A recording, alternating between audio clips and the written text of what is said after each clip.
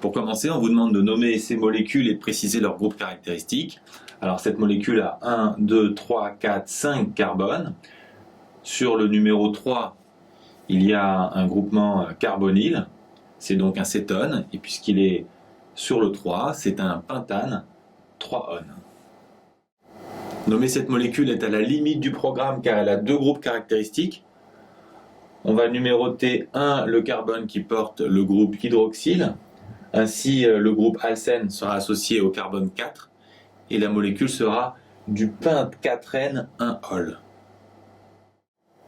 On vous demande de justifier que ces deux molécules sont bien des isomères. Pour ça, on va s'assurer qu'elles ont la même formule brute. On l'a dit précédemment, elles ont toutes les deux 5 carbones. On voit aussi tout de suite qu'elles ont un atome oxygène.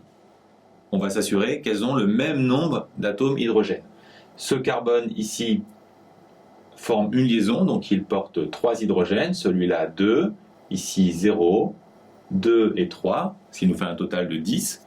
Pour cette molécule, 2, 1, 2, 2, 2, 1. Si on fait le total, on va trouver 10. Elles ont même formule brute, ce sont donc bien des isomères. On vous encourage ensuite à utiliser un tableau pour déterminer laquelle de ces deux molécules a ce spectre infrarouge. Mais comme on l'a vu dans le cours, moi je vous conseille plutôt de vous concentrer sur deux creux caractéristiques, l'un à 1700 et l'autre à 3200. On regarde à 1700, il n'y a pas de creux. Normalement, c'est un creux qui est associé à un groupe carbonyle.